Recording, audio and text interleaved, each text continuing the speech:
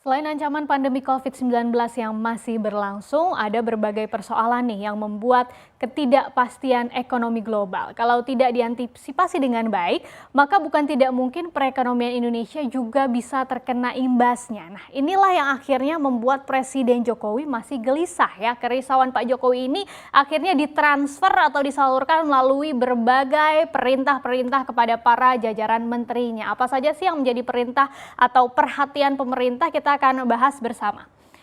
Nah, saat menggelar sidang Kabinet Paripurna di Istana Kepresidenan Jakarta, Presiden Jokowi kemarin berpesan kepada para menterinya untuk mewaspadai nih bahwa tantangan Indonesia di tahun 2022 yaitu potensi berkelanjutannya pandemi dan perlambatan ekonomi dunia karena pandemi global yang juga belum selesai-selesai ya. Jadi selain potensi berlanjutnya pandemi tadi, Jokowi di sini mengingatkan bahwa ada resiko global nih di tahun depan yang juga masih sangat beragam, misalnya seperti perlambatan ekonomi China. Kemudian juga Pak Jokowi menyoroti langkah kebijakan Bank Sentral AS, The Federal Reserve, yang mulai memberikan sinyal untuk meninggalkan kebijakan yang longgar menuju pengetatan kebijakan berupa kebijakan tapering off yang nanti juga akan dilanjutkan dengan kenaikan suku bunga acuan.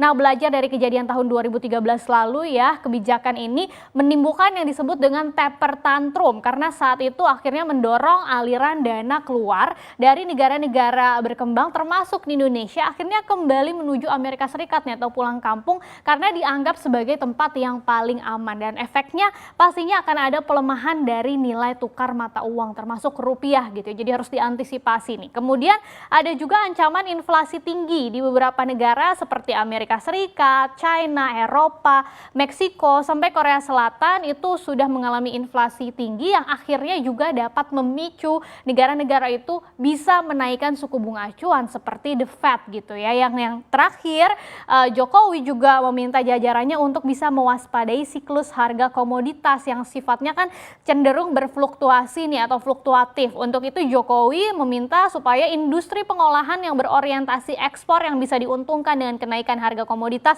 itu harus semakin dikuatkan. Dan untuk mengantisipasi berbagai tantangan yang tadi sudah disebutkan, Jokowi tidak segan-segan memberikan perintah secara langsung dan spesifik kepada para menterinya. Nah, apa saja perintahnya?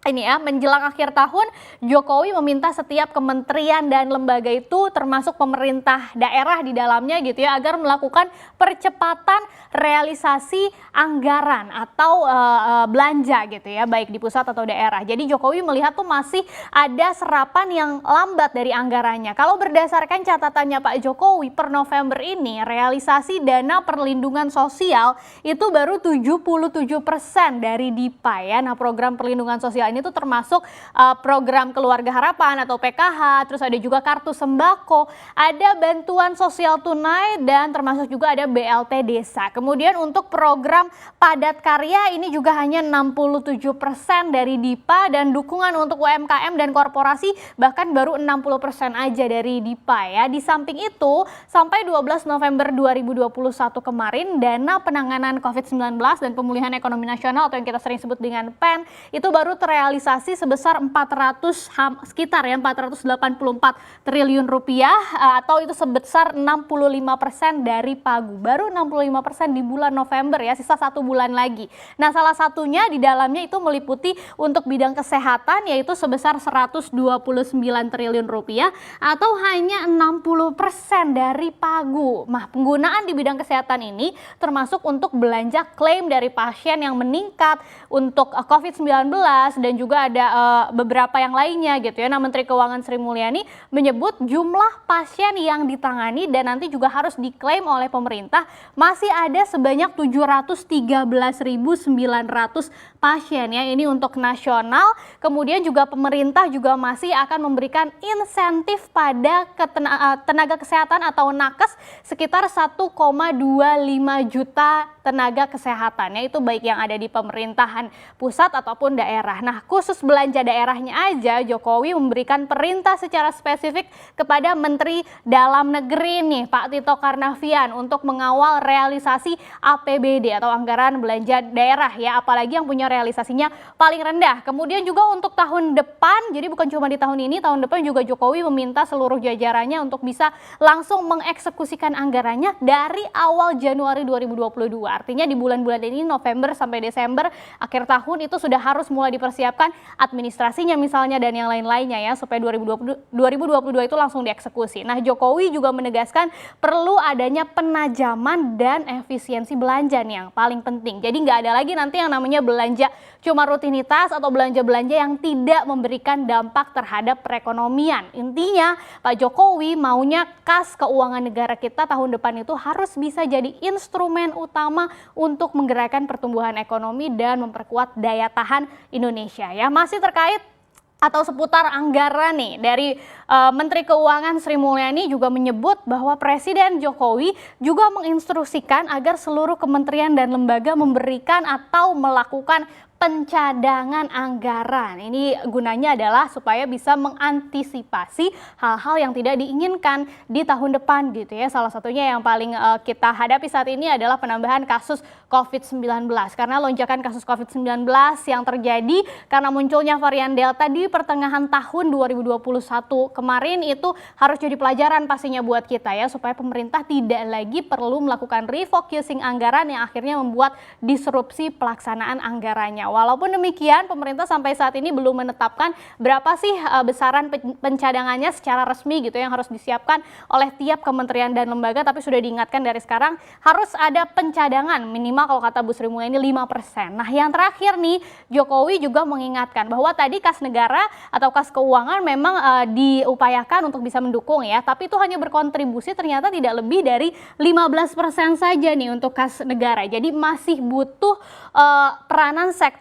di investasi gitu ya, baik itu BUMN atau swasta. Sehingga Pak Jokowi lagi-lagi memberikan peringatan kepada jajarannya untuk mengawal komitmen investasi nih yang masuk dari para investor yang akan menanamkan modalnya di Indonesia. Secara khusus juga Jokowi menyentil para menterinya ini ya, ada Menko Maritim dan Investasi, Pak Luhut Panjaitan, kemudian juga Menteri Investasi misalnya Bahlil Lahadalia, termasuk juga Menteri BUMN Erick Thohir, termasuk juga Menko Airlangga sebetulnya ya. Nah, ini diminta semuanya itu fokus mengawal ketat mitra yang sudah memberi komitmen investasi sampai bisa direalisasikan. Karena menurut Pak Jokowi berdasarkan pengalaman-pengalaman sebelumnya, kadang-kadang nih kalau nggak dikawal ketat, nggak diikutin dan nggak dimonitor, komitmen investasinya masih sangat lama direalisasikannya ya. Nah, secara khusus Jokowi membahas pertemuannya dengan Sheikh Mohammed bin Zayed dan ruler of Dubai Sheikh Muhammad Al Rashid Al Mahruf pada awal bulan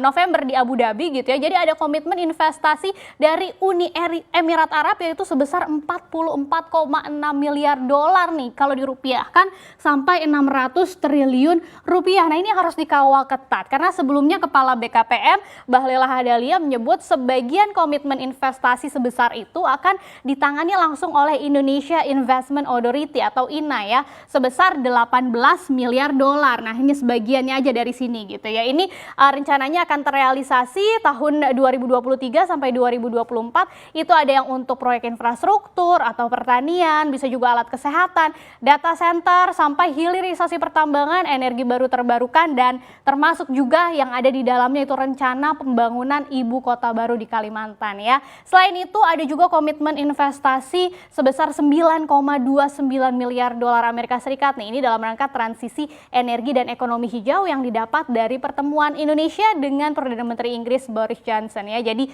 Jokowi mengingatkan bahwa semuanya bolanya tuh ada di Indonesia nih, ada di pemerintah. Bagaimana supaya kita bisa cepat menanggapi setiap perubahan-perubahan ketidakpastian global gitu ya, bisa terus meningkatkan daya tahan ekspor kita, kemudian juga competitiveness kita dengan negara-negara lain supaya meskipun Jokowi mengalami kegelisahan gitu ya, tapi menteri-menterinya ini bisa merealisasikan harapan-harapan Pak Jokowi agar perekonomian kita di tahun depan bisa semakin pulih.